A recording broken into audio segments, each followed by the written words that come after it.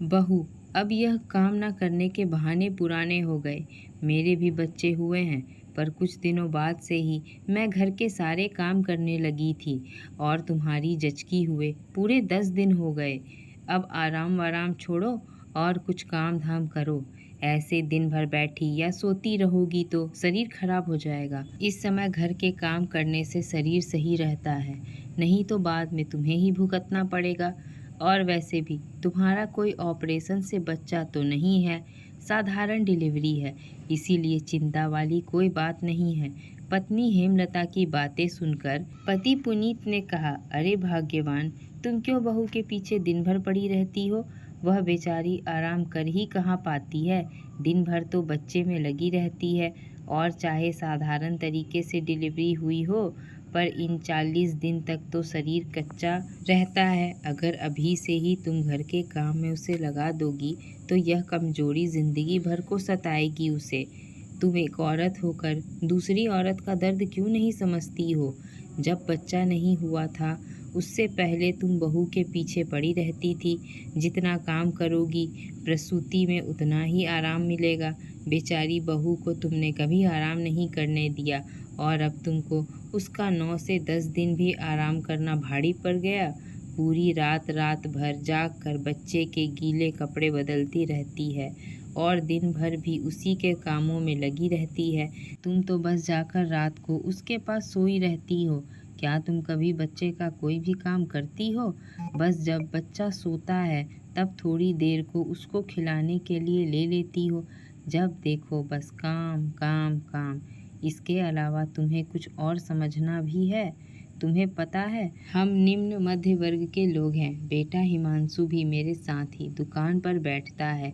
हमारी कोई अतिरिक्त आय भी नहीं है, तो ऐसे में तुम अपनी बेटी रजनी से भी घर के काम में कुछ मदद ले सकती हो।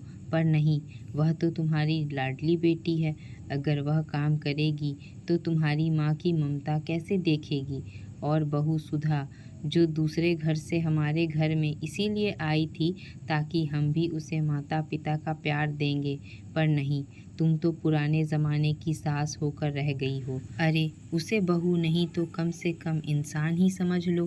पुनीत के इतना कहते ही हेमलता भड़क गई और कहने लगी, देखो जी, यह औरतों का मामला है, आप इसमें ना पड़ो तो बेहतर है।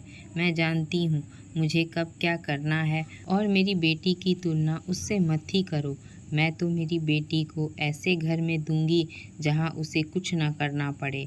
वाह हेमलता, तो क्या सुधा के घर वालों ने नहीं सोचा होगा यह सब?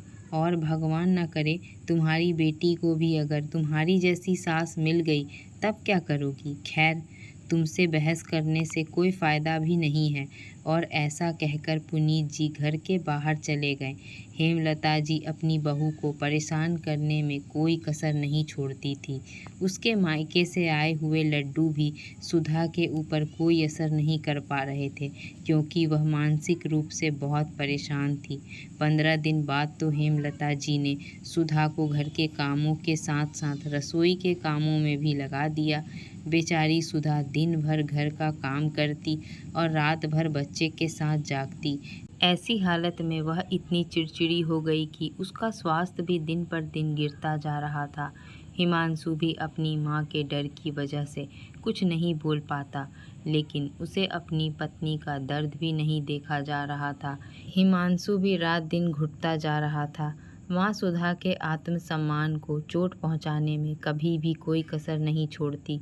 कभी उसके मायके वालों की बुराइयाँ करके या कभी निकम्मी और कामचोर कह के। जब सुधा का बेटा 25 दिन का था, एक दिन बहुत ज़ोरों से रोने लगा। रोते रोते 3-4 घंटे निकल गए, पर चुप होने का नाम ही नहीं ले रहा था। पूरा परिवार घबरा गया और उसे लेकर अस्पताल पहुंचा। तब डॉक्टर ने उसके पेट पर चिकोटी काटी और हेमलता जी से कहा, बच्चा किस लिए रो रहा है? क्या तुम्हें कुछ पता है? हेमलता जी के मना करने पर डॉक्टर ने कहा, बच्चा भूख की वजह से रो रहा है। शायद इसे जितना दूध मिलना चाहिए उतना नहीं मिल पा रहा। तब उन्होंने बहू की ओर देखा और कहा, क्या यह बच्चे की माँ है? देखकर तो लगता है जैसे खुद यह कुपोषण की मरीज हो। जब माँ ही स्वस्थ नहीं रहेगी तो बच्चे को कैसे स्वस्थ रख पाएगी? क्या आप अपनी बहू का ध्यान नहीं रखती? और हिमांशु, तुम तो पढ़े लिखे हो, फिर भी अपनी पत्नी का ध्यान नहीं रखते। माँ और बच्चे दोनों को इस समय मानसिक और शारीरिक आराम की ज़रूरत होती है। और फिर सभी लोग घर वापस आ गए। घर जाकर हेमलता फिर सुधा के ऊपर चिल्लाने लगी, क्यों रे, तुझे खाने पीने में कोई कमी रखते हैं क्या, जो बच्चे को ढंग से दूध नहीं पिला सकती? अस्पताल में जाकर डॉक्टर के सामने हमारी बेइज्जती करवा दी। हम क्या तुझे भूखा मारते हैं? थोड़ा बहुत घर का काम क्या कर लिया? ऐसा लगता है जैसे हम इसके ऊपर कोई जुल्म कर रहे हैं। हेमलता की बातें सुनकर आज हिमांशु को गुस्सा आ गया और उसने कहा, ठीक है माँ, तुम्हें यही लगता है ना कि सुधा ना तो घर का ही काम करती है, ना अपने बच्चे को संभाल पाती है, ना घर की जिम्मेदारी उठाती है, तो क्या फ़ायदा इसका यहाँ रहने से? मैं सोच रहा हूँ मुझे अब अलग घर ले ही लेना चाहिए। माँ, आज तक मैं सिर्फ आपकी वजह से चुप था कि कहीं आप ना कह दें कि आते ही बीवी की चापलूसी करने लग गया। माँ की तो कोई इज्जत ही नहीं रही, लेकिन माँ, सुधा को भी मैं शादी करके इस घर में लाया हूँ और यह मेरी जिम्मेदारी है, और अब मुझे उसका अपमान और सहन नहीं होता। पता नहीं यह किस मिट्टी की बनी है। 3 सालों में आपने उसके आत्मसम्मान को ठेस पहुंचाने में कभी कोई कसर नहीं छोड़ी, फिर भी उसने मुझसे कभी आपकी शिकायत नहीं की। मैंने कितनी ही बार इसे छुप छुप कर रोते देखा है। आपने इसे अपनी बहू कम नौकरानी ज़्यादा समझा है, इसके बावजूद भी हमेशा हंसती मुस्कुराती रहती है। अब मुझे इसका दर्द बर्दाश्त नहीं होता। उसके बातें सुनकर पुनीत जी ने कहा, हिमांशु बेटा, तू बिल्कुल सही कह रहे हो, यह घर रहने लायक नहीं है। तुम्हारी माँ को किसी के आत्मसम्मान की कोई कदर नहीं, उसे सिर्फ अपना अहम प्यारा है। तुम अगर अपने बच्चे को अच्छी परवरिश देना चाहते हो तो तुम्हारा यहाँ से जाना ही ठीक है। और शाम को हिमांशु ने अपनी पैकिंग शुरू कर दी, जबकि सुधा उसे समझा रही थी, कोई बात नहीं हिमांशु, वह माँ है, अगर कुछ कह भी दिया तो क्या हो गया। माना कि हर किसी को आत्मसम्मान प्यारा है, मुझे भी है, पर कोई बात नहीं, मुझे अपने आत्मसम्मान से ज़्यादा अपनी माँ की इज्जत प्यारी है। और सोचो ना, कल को रजनी भी इस घर से चली जाएगी और तुम भी अलग हो जाओगे तो माँ और बाबूजी हमारे बिना कैसे रहेंगे, अपने पोते के बिना कैसे रहेंगे। बाहर खड़ी हेमलता देवी को बहू की बातें सुनकर बहुत आश्चर्य हुआ। सोचने लगी, मैंने अपनी बहू को परेशान करने में कोई कसर नहीं छोड़ी, यहाँ तक कि डिलीवरी के दिनों में भी इसे बिल्कुल आराम नहीं दिया, ना ही इसके स्वास्थ्य का ध्यान रखा।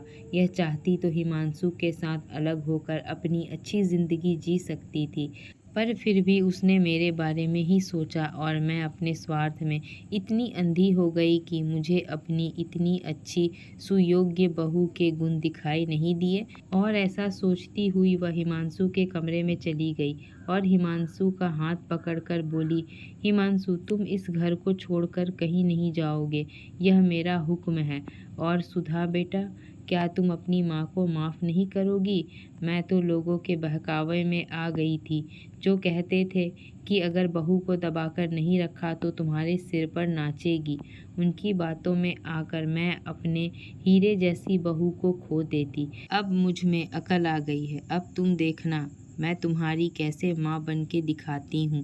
तुम्हें किसी भी चीज़ की कभी कोई कमी नहीं होने दूंगी, यह मेरा वादा है। और ऐसा कहकर उन्होंने बहू को गले से लगा लिया और पुनीत जी अपनी पत्नी को बदलते देख मुस्कुरा रहे थे।